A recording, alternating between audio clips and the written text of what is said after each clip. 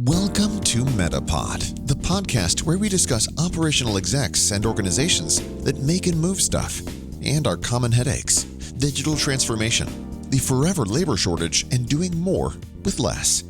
And now, the host of MetaPod, Ron Crabtree. So it's Ron Crabtree here, back with you with another episode of MetaPod. And we really focus on those three key challenges that organizations are faced with, tangible goods manufacturing, importing, exporting, anybody involved with stuff. And definitely we'll find interesting things here on the show. And here I'm going to get into, those three key challenges, right? That's forever labor shortage, digitization, digital transformation, and just needing to do more with less. And we're going to delve here into a pretty interesting examination about how we think about our internal IT organizations with an eye toward addressing all three of those challenges. And Jeff Borello is joining me here as a guest, and he's going to introduce himself here in a moment. But clearly, the capabilities of internal IT organizations are a crucial enabler or can be a roadblocker to making changes and adopting innovation. So why would I say that? Well, I've led hundreds of Kaizen activities in manufacturing over the years, and besides having enough money to go do everything we want to do, what was the next biggest constraint to many of the improvement efforts we were trying to do? Well, you guessed it. It was the internal IT organization, and in their defense, they typically have 110% workload before you started your Kaizen and came up with these great ideas where we want to, digitize and innovate what we're doing. So it's really on us as leaders to support change and driving improvement in our organizations to think about, the resources and the priorities that are going to be needed to help close that internal gap, if you will, in your IT shop if you want to be successful. So this episode is really for you as you're a leader in a manufacturing type organization or a trusted advisor. You're responsible to kind of understand the risks to the business and have responsibility for the IT side of the business. So with that, Jeff, tell us a little bit about you. Ron, well, I appreciate you having me. I'm really excited to be here. So I'm the co-founder and CEO of Andromeda Technology Solutions. We are a IT service provider, a managed service provider, if you will, out of the Chicagoland area. And believe it or not, I've been doing this for 30 plus years now. I feel wildly old when I say that. But in my former life, I used to be a software engineer. I wrote code for a lot of years right down the street from where I am now at a high-speed data acquisition company that their primary customer was manufacturers. I live right here in Homer Glen, 10 minutes from the office with my wife, my two children. And I've really spent kind of the last 2 years just relearning the manufacturing space and trying to better understand the needs in the IT needs in the manufacturing space, and then just making sure we can, as a company, build some solutions to help them with their IT. Awesome. So I'm really looking forward to this because, that's not something that most manufacturing leaders think a whole lot about is, what's our internal IT shop go up against and, how do we get them involved? And I've learned that, I almost mandate that if I'm running a continuous improvement activity and it's going to require IT support, I try to get the steer code and say, wait a minute, we need an IT representative. We need them to actually be an important, not only, a customer, but also, a supplier to this process. So they're a supplier because they support us with applications and the technical stuff we need, but they're also a customer because we have to give them information and we have to collaborate with them to be successful. So let's start with your diagnostic. What we're looking for here would be three key areas that you think, the average manufacturer should really take a look at to determine what's the nature of the gap, the threat, the opportunity. Give us something here to kind of understand the burning platform to do something better or different. Yeah, and I think you touched on it. Some of it's there's part of it there's a threat, part of it's an opportunity. But I think the first point is just, is IT being used as a strategic advantage at your manufacturer? Are you looking at things proactively, right? So the same planning that you put into production, supply chain, operations, financials, all those things that have been around for a long time, the same really should be applied to the IT and the technology, right? So a really simple way I think to think about it is, does IT have a seat at the table? And I think the other piece that you'll tend to see with this is, are you relying too much on your internal IT team, whatever that may be, to kind of know it all, to do it all? Or have you gotten them some outside help, right? The IT has changed so much. People are, you mentioned it, you said 110%, and I think that's probably conservative. The internal teams are just swamped, right? And then just making the proper investment. Are you spending the right amount of money on your equipment, your people, right? There's a lot of investment needed both in time and money to keep the IT up. So I think that's another thing you got to be taking a look at, and are you budgeting the right amount? Yeah, one of the things I hope you'll get into here, Jeff, is how does, the IT shop typically isn't really good at building their business case, right, to get the funding they need. Yeah. And maybe some tips around how can they better partner with the operations folks and really come up with the business case to invest in, outside help, different kinds of technology being introduced, extra training, whatever it may be. If you've got thoughts there, I'll be interested in hearing those as we go. So what do we go look for? Give us a little breadcrumb trail here. What are we hunting for specifically to understand how big of a gap or opportunity there might be? Yeah. So I think one of the areas you can take a look at, you're kind of still running the IT side of the house on a model from 10 years ago. So where this used to go was the manufacturer had a couple internal specialists, right? They might be ERP people, they might be software people, and they just became the people that were responsible for IT because they were kind of technical and you could do it back then, right? Are you trying to keep your 15-year-old equipment up and running and band-aided together with some bubble gum, right? That's another tip off that something might be up. And, then you start thinking about, are you planning around IT? Do you have your team looking 1 to 3 years out, at a minimum? What's next? What should we be thinking about? Are we starting to think about automation and AI and cloud and things like that? And then I think the last piece you look at is IT holding you back at some level, right? Is there too much downtime? And I always put downtime in quotes because people think downtime like we're out of business. But it's usually not. It's loss of productivity, it's just a lack of efficiency, just across the entire organization. And one of the things we see when that happens is manufacturers lose good people because they get so frustrated about the IT and the technology, and my computer doesn't work, and you end up losing some good people because they get frustrated to the point that they don't want to do it anymore. Yeah, so that's a big challenge, and it just happenstance. Yesterday, I was sitting with some executives at a billion-dollar automotive supplier, and they're contemplating implementing a wide suite of product lifecycle management software and then data integration, that help pass data more seamlessly between the different systems. And so my first question is, so, the 100 things you could do, but what are the right things to go do? And I'm suggesting that we use a form of value stream mapping, really drop down at the process level and understand the interface of people, process, and technology, and being able to put some values to that. Like, how many times are we repeating this task? How many times are we wasting our effort to go and search for the information that should be at our fingertips, et cetera? Do you have discovery tools like that you advocate? A lot of it I think is it's probably less tool and more conversations. A Okay. lot of times we will send one of our engineers in to sit down with the team and just, again, you talk about data, right? There's so much data that is just everywhere. And you mentioned it, right? Nobody knows where to find it. And one of the things we start seeing is people want to they want to put some AI in, right? And they want to, let's get an AI bot to help us do some of this. Well, the AI will find the data. It may also find some data you don't want it to find. So there's just a massive undertaking to try to get your infrastructure and your data security set up properly. And it's just a massive, undertaking because a lot of times it's 30, 40 years of data that's just everywhere. So but I think ultimately it comes down to a people problem, right? You can run some tools to gather the data, but ultimately somebody that understands the data has to look at it and make some suggestions and make some decisions on what we're going to do with it. So do you have a story you could share or maybe kind of a step by step of, let's just pretend I'm on the board of directors or I'm a consultant, a trusted advisor, or I'm in manufacturing. I really don't know a lot about IT, and I just want to ask good questions and try to uncover the real gaps that we need to attack. Is there a story there or a process that you might advocate? So, unfortunately, there's not a lot of good stories in this topic because a lot of people start it, right? They go, oh, we want to clean up our data. We want to get it organized. We want to be able to purge out what we don't need. And they go, and it's gung ho at the beginning, right?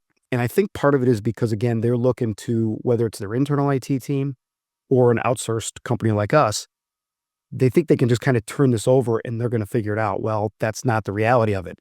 Again, it requires someone that understands what the state. Hey, here's a blueprint. Do we need this blueprint anymore? Nope, it's for a customer that went out of business 20 years ago. But finding the right people that have that information and have that knowledge is really tough. So what we tend to see is people start this undertaking, they'll put a good month or two into it, and eventually it runs out of steam. So you got to be really hunkered down to put the time in and put the right people on it. And we have had a couple successful places that have done this, but it is, even here, right? It's the usual, the cobbler's kid has no shoes, right? Our data tends to be a mess too, and we're undertaking an activity right now. We started it was a quarterly priority last quarter to start it, and it'll probably take us another year to get all this data organized, secured, and then ultimately we're going to move it to the cloud. But it is a massive people effort. So one of the things I'm fishing for, and I don't know if you have a recommendation from the diagnostic perspective, is, there's all this data, there's all these different processes, and you're not going to fix it all. You're going to die of old age, right? You can't go address everything. So what's your process to get down to what's most important to focus on first? So first and foremost, and everybody's favorite topic right after IT is the subset of IT, which is security. Security now is anything and everything, right? Any conversation you're going to have around anything technology-wise, data-wise, whatever it is, has to start with security. You have to understand the security implications of everything you do. And I know no one wants to talk about security. It's not going to happen to me. It's always going to be the next guy. But when these attacks happen, and they do every single day, they are catastrophically disruptive to your business. So that's the first and foremost place to start. You have to understand your security risk. You have to understand you have the right protections in place. And then it's tools, people, right? The right training. It's a, again, big undertaking, but it has to be the very first thing you're looking at all the time. Yeah. So that's pretty interesting. Do you find yourself gravitating to certain business processes? I'm just going to make this up, right? The front end engineering process or the order entry process, or do you find yourself looking at certain kinds of key processes as good places to focus, or is there any guidance you might offer there? So we tend to focus more on the infrastructure side of things, meaning the network gear, the equipment that the people are using, and then just the day-to-day IT operations. And again, this depends a little bit on if they have an internal team, what level of the internal team is at. So for a lot of customers, their internal team may handle sort of some of the level one help desk kind of stuff, right? The end users are having a problem. But then what you see is when it starts getting into more on the server, more on the network, cloud migrations, any complex projects, that's where they tend to run not short on skill. Sometimes it's skill. Most of the time it's time. You mentioned it. Keeping up with those day-to-day fires is a full-time plus job. And the internal teams want to talk about planning. They want to be able to help secure the house. They just don't have time. So I think we tend to focus a little bit more. We let the internal people handle more of the process side of the house, and we're there to make sure their infrastructure and everything is top notch. All right. So you're suggesting that we probably know what to do and why to do it, but we may not know how, and we certainly probably cannot even keep up with technologically the possibilities and what the opportunities are to streamline that. And I'm imagining that part of the magic here is you got to get away from the firefighting and the band-aiding, et cetera, and become much more proactive. So I think that logically pivots into what do you do? We probably all have these challenges, in the manufacturing sector. So what's your sage advice about what to do to actually close the gap on some of those headaches? Yeah, so there's definitely a few things to do. So the first thing is we kind of touched on it, right? You got to think about your IT at the same level you think about your business, right? You spend a lot of time planning, talking, thinking about investment on the plant floor or financials. Your IT is mission critical, and you've got to start treating it that way. Are you thinking about the future? So one of the things that's happened over the years is technology is going to get simpler. IT is going to get simpler. It's the exact opposite of that, right? Now we have cloud, and we're trying to move data between the plant and the cloud, and we're trying to extract data out so we can do some analysis on it. It's gotten way more complex. So, it's planning. If you probably, hopefully, the business is having some level of annual planning or quarterly planning. IT needs to be at that meeting, right? Whether it's your CIO, your CTO, or in some cases, somebody from the outside IT company should be there. And then the end result of that is you need a roadmap, right? You need to have a 3-year plan, ideally, with quarterly executables that every quarter we are going to fix something, right? Whether that's upgrading equipment, keeping your support contracts up to date, but you got to put that investment in every quarter and be making things a little better, a little better, a little better. Because what happens is when you neglect that for long enough, you end up with this giant technology debt that it's just not financially feasible to get out of it. So what happens is you just push it off to the side and like hope the problem goes away, but it doesn't. So you got to be kind of working on this, every quarter and putting the pieces in. You said an acronym there that's very important, the technology debt. Yep. And I've had several of my guests on the show talk about, the technology debt or gap or debt, I should say. And maybe you could share a little story to help our audience understand, what do we mean by technology debt? What do you mean by that? Yeah. So, at the basics of it, you can think of it this way. How far behind in the technology are you? Right. So if you talk about a computer that sits on a desk, right? Ideally, we kind of talk about a 5-year life cycle on those. Some people will cycle them out every 3 years. Some will push it to 7, right? But the farther you push that, the more technology debt you get, both from a money standpoint, right? At some point, you're going to have to replace that. And as it piles up over the whole organization, it's a pretty big dollar amount. But there's also the debt of just the loss in efficiency, the loss in productivity. If every time your bookkeeper is taking 15 minutes to do something that should take 5 because she's running on a 7-year-old computer, there's some debt that's accumulated there as well. So I think there's both the actual hard cost money that you are accumulating because you're not replacing stuff, but then there's also the people side of it where you're just causing inefficiencies. And again, at some point it gets bad enough, your network goes down, the plant goes down, and now you're not producing, and now you're piling up some more debt on the other side. Yeah, thank you. Thank you. I was very interested in your definition of that. You have an example, a specific story you might tell of? Here's an example of how that actually played out, or Yeah. you So save that for later. yeah, no, this may not be spot on, but it's kind of close enough. So this was a prospect, a potential customer of ours that had engaged us. Went through the whole buying sales cycle with us, and they had an internal team, but they also had an outside IT managed service provider like us. They weren't happy with them. They weren't getting the response time. They weren't fixing things. There was a whole host of issues that they weren't really happy about, and they knew they needed to make a change. They took longer than they should have probably to make the change. So at some point, they finally decided, okay, we're gonna make this change. They engaged with us, signed the paperwork with us, decided that we were their guys. Within the week of signing, they had a cyber incident. The entire plant got ransomwared. Every computer, Oh, every server, backups had an issue, right? So this was the case where it's a little bit of a different version of the technology debt in the fact that they knew they needed to make a change, and they had some security holes that obviously somebody found their way in, which if you have a security hole, eventually someone will find their way in. And they knew they needed to make a change. They just waited too long, right? They knew probably a year prior that their current group wasn't getting it done, but they just didn't put it front and center. And it cost them, so they brought us in to kind of help get them restored. And we did it pretty quickly. I mean, we were able to get them pieces back up and running within, days, weeks, and then long-term months to get it all back the way it was.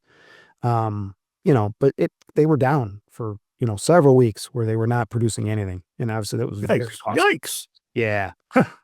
Yep. Almost existential, right? Almost put them out Yeah. of business kind of problem. Oh, for sure. Yeah. And it happens. Every day. There are companies that go out of business from a cyber incident, and there's a lot of reasons for that. Whether the system gets shut down, they get into the backups, and now your entire blueprint process is gone. And then couple on top of that, people don't have the proper cyber insurance, and now you got no financial help. And so it's a serious problem that I really, especially in the manufacturing space, we see this not being taken nearly seriously enough. That's super scary. Yeah. Super scary. So the advice there is you've got to be on top of your cyber risk. And I think the earlier point you mentioned is spot on, is things are changing so quickly. And to expect our internal team to even know what to ask for and how to go look for it suggests that maybe, set of eyes is helpful. 100%. So one of the things we absolutely recommend is you need to take a look at your security risk at least once a year. You need to be doing some version of a level of outside testing, right? And this is typically a company that's going to do this. Whether it's called the vulnerability scan, it's called the penetration test, any of those where an outside organization is kind of coming in, poking around, seeing what they can find.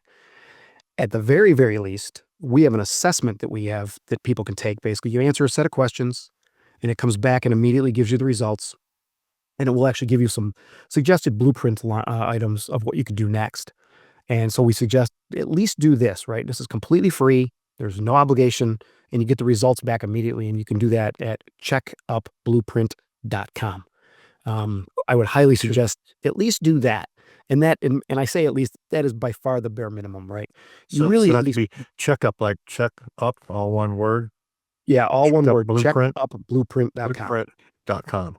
Correct. And that's free, and you just pop in there and answer some questions, then you get a little benchmarking and things to think about, things you should go look at next. That's quite 100%. helpful. Yeah. Helpful. Yeah. But you really need, and again, internal IT, you can have the best internal IT team. You can even, and they're doing a great job, but they just don't have the time.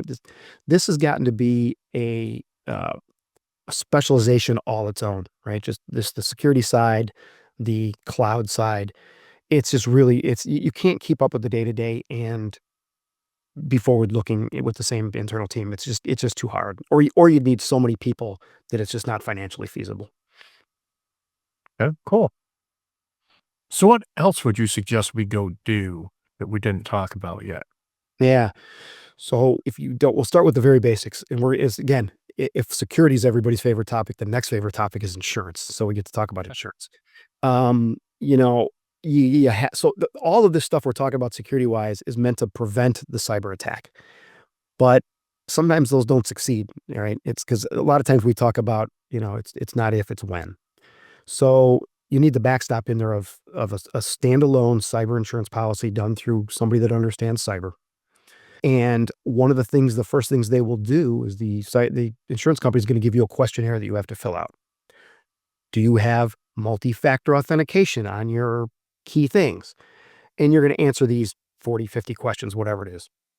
Well, the more times you have to say no, or, there's two Or I words don't know, or I don't know. or I don't know, right? So there's three things that happen here is too many no's or too many no's in a critical space. They either won't provide you the coverage at all, or they're going to raise the rates up so much on you that it's almost not feasible. Cyber insurance companies have gotten brutalized the last few years, right? So they don't really want to take on any more risk. So one of the things you do is you get that questionnaire and you go through and you try to fix as many things as you can to get as many of those no's turned into yeses so that you can actually get an affordable policy. Again, this is one of those things that's not easy. Some of them are easy. There's some low-hanging fruit you can do, but some of them require some really big changes to your IT infrastructure. And the sooner you start that, the sooner that you can get it in line with what they're looking for. And cyber insurance companies are driving a lot of upstream fixes and because again, they're getting brutalized, right? So they're really putting a lot of pieces in place that they're expecting people to do. And every year they come out with a little more and a little more. So the sooner you get started, the better off you'll be. So it sounds like, a decent road mapping approach might be to just apply for cybersecurity if you haven't done it. Let's apply and just go through the hoops and self-educate a little bit and determine that could be part of the diagnostic is maybe you tap into something like, I think your assessment you mentioned earlier gets at a lot of that, right? Yeah. Yeah. It's a lot of those questions would touch on those same things that they would hit. And generally they're, any cyber insurance company, the applications, all the questionnaires are fairly similar. Some have more harder ones, some have shorter ones. But yeah, if you at least started there, even if you didn't, even if you got their assessment and did it, turned it in, at least get some idea of where you're, at least get some budgeting plan for next year. But you really need that stopgap so that when something does happen, you have some financial backing, whether that's, business interrupted and rider on top of it. But just the cleanup of this, it takes specialized people to come in and forensics people come in and want to understand where the thing happened, right? Because part of it is generally once they get in once, there's they've left some breadcrumbs behind to get in again. So it takes a really serious forensics team to come in and really understand where those holes are and to get them patched up. And it's a very expensive process, and you really don't want to be forking that out of your pocket, really.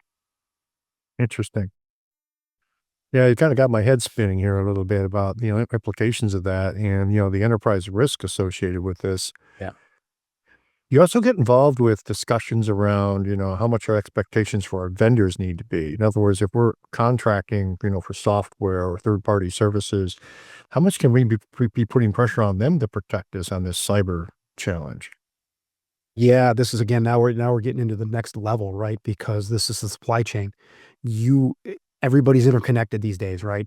So one of the things you'll often see, again, whether it's through the cyber insurance companies or just general good security hygiene, is understanding the security risk of your vendors. So one of the things we recommend to people is here's a form, have them fill it out and have them come back. And again, depending on the size of you and the size of the vendor, yeah, we've absolutely seen our customers put pressure on their vendors of, listen, if you want to continue to be our vendor, you have to go fix these 5 things, right? Because you are a risk to us.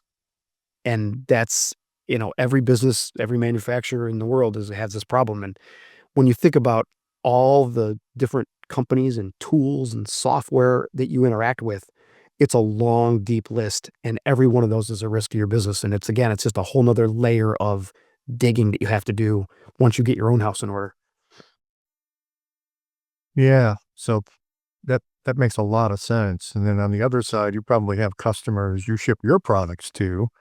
It would have the same, like, for example, if you're integrating software, hardware and or software in your product, you're making capital equipment and shipping it off to customers to use in their manufacturing process. Then you've got the other end of it, right? Of how you assuring that your product is developed and designed such that your customer is not going to be encountering a risk by working with you if you run into that. Yep, we're seeing a lot more of that. And again, some of the security fixes, I guess, are being driven by the cyber insurance companies, but then the bigger chunk is being driven by people's customers, right? You think, especially anybody working with the government, right? ITAR, CMMC, Right.